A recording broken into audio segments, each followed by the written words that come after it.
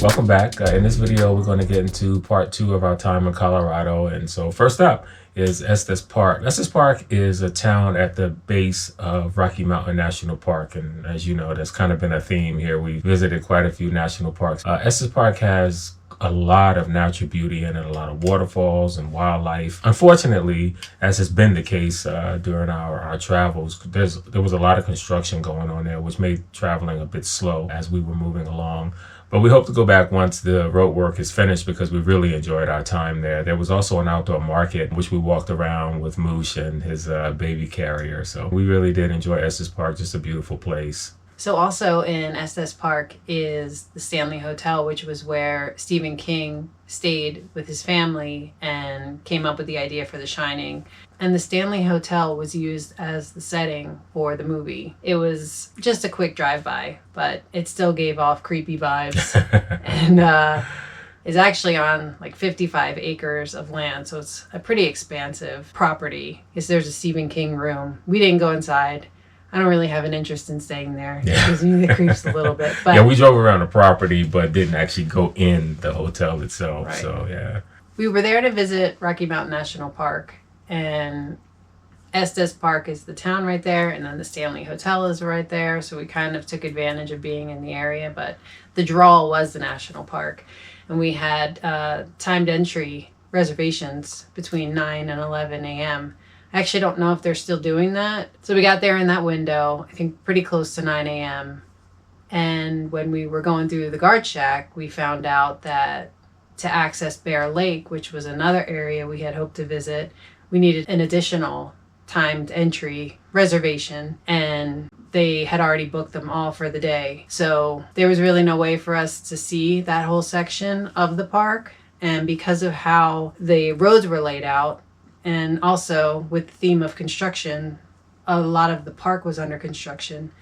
So we really only had one road that we were able to traverse and kind of sightsee, which made it basically extremely limited.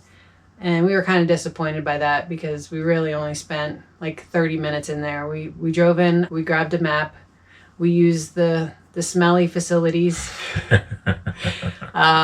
Moosh was with us that day, and he was barely disrupted by the quick stop. And then, we left. Yeah, we got to see a little bit of it, but yeah, we weren't in there very long. It was a lot of beautiful areas in there, but it was a bit disappointing since we didn't have tickets to see the other areas. So, right. Yeah.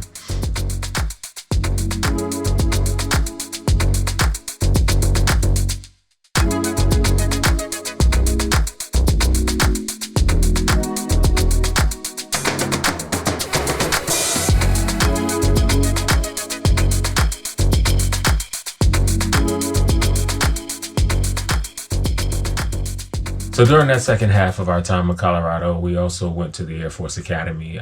Being Air Force retirees, we both always heard a lot about the Air Force Academy and how beautiful it was and, how we should visit it at some point. So we did take the opportunity to finally do that. It is a beautiful campus, 18,000 acres, maybe a little bit more than that, but campus is kind of sprawling. And again, there was a lot of construction going on. So many of the sites on the campus itself were under construction. So that included the Cadet Chapel, which is one of the main draws, if not the main draw of the Air Force Academy. It's under construction until 2027, so it's going to be a while before that reopens. And it was actually completely encased. Yeah. Like, it wasn't like some where there was just scaffolding on it. We couldn't see. It was like it was had a big box over it. Right. So you could, Yeah. I have no idea what it even remotely looked like, Yeah. besides pictures online.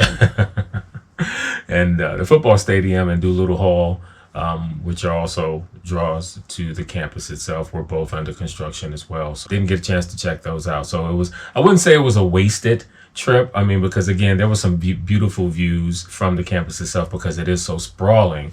But as far as having an opportunity to see some of the highlights that people go for, we didn't have that opportunity, unfortunately. So we did walk through the visitor center, and that was honestly about all we could really walk through. So we did that. Doesn't seem like a college campus when you're driving around. Yeah. It's almost like you're driving through some kind of park with some buildings in it. Exactly.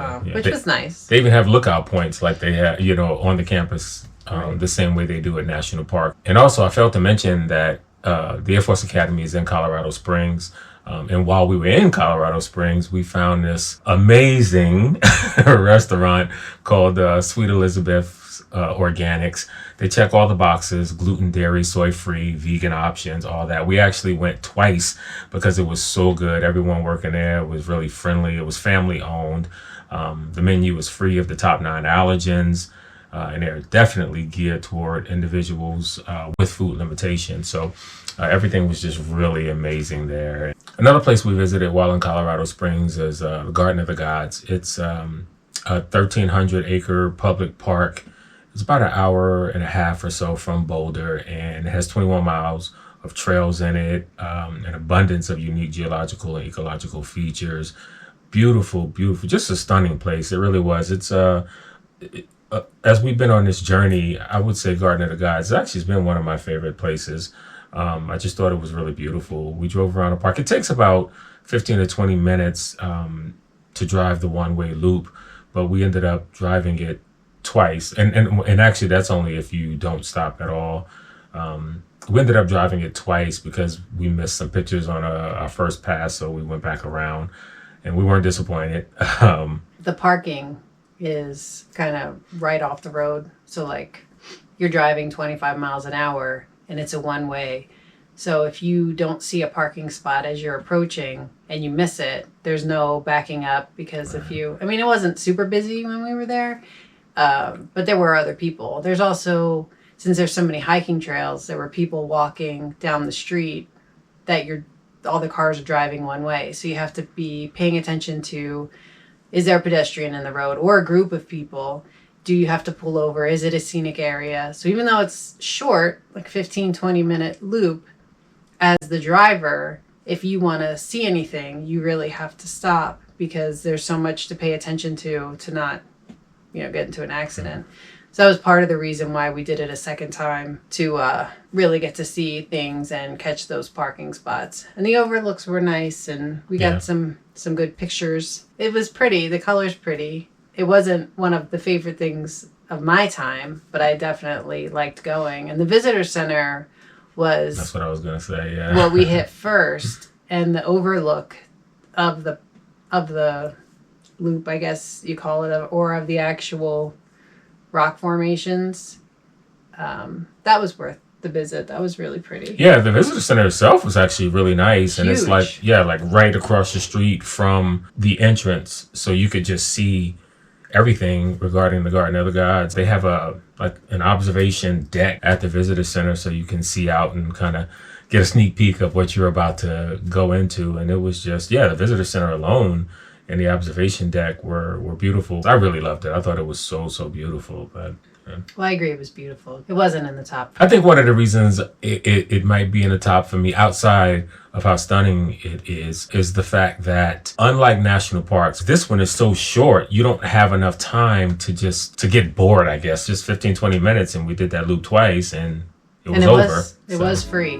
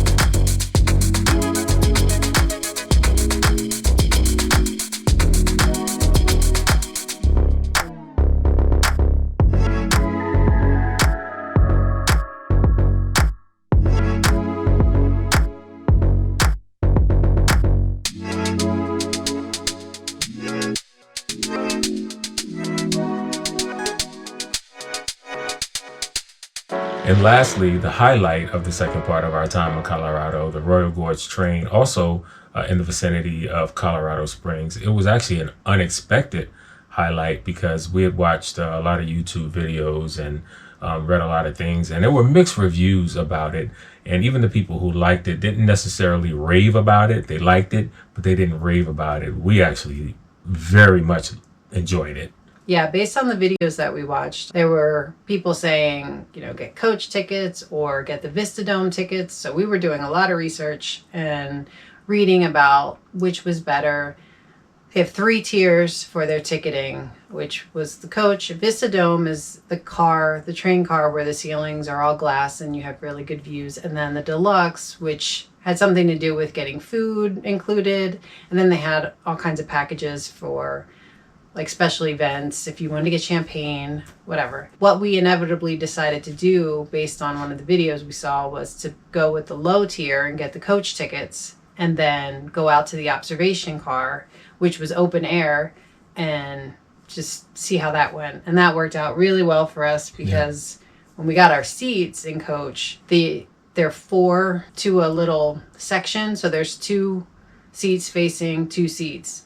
And we were next to each other, but that meant across from us were people that we didn't know. And our knees were really close together. Like, I wouldn't say we were touching, but it was close. Yeah. So as soon as the train started to move, I was ready to get up. I have issues with motion sickness, so being inside the train car was not going to be my first choice. And it's not like the windows were open, and it was a warm day. It was a very, very warm day, actually.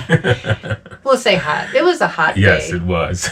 So immediately we went out to the observation car, and we decided to stay out there the entire 2 hours. Yep. And it was standing, which may not be for everyone, but for us, I much preferred seeing everything outside and getting the fresh air. If standing isn't an option, then I would not recommend coach for people to do because the seating is just not great.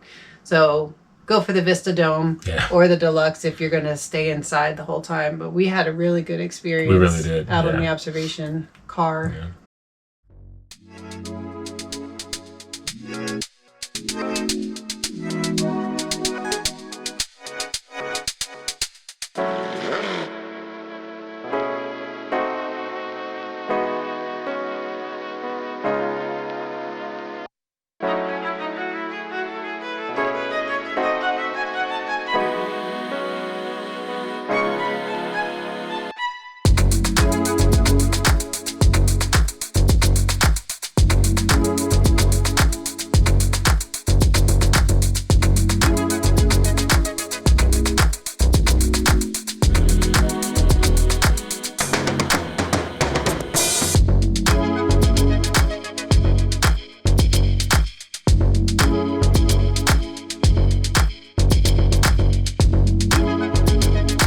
We had Sue.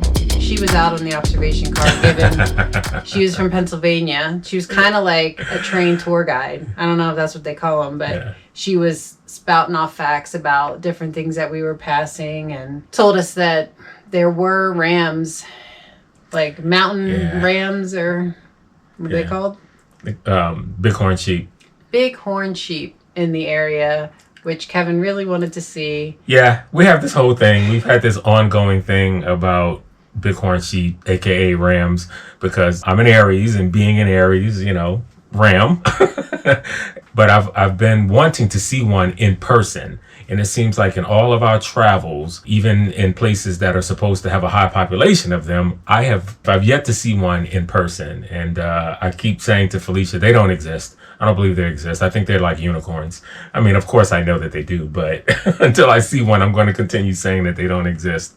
Yeah, but Sue told us that it was the heat of the day, that they had seen them the day before, but when it gets too hot, they go and hide. And I think our tour was late morning.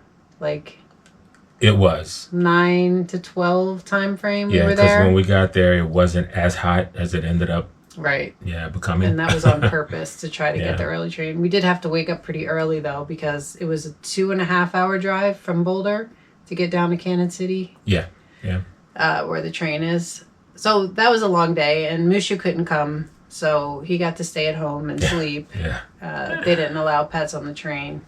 And that's going to do it for our month in Colorado. We hope you enjoyed both videos, and we appreciate you taking the time out of your schedules to watch. And our next video will be in Utah, so we look forward to having you join us again. Bye. Bye.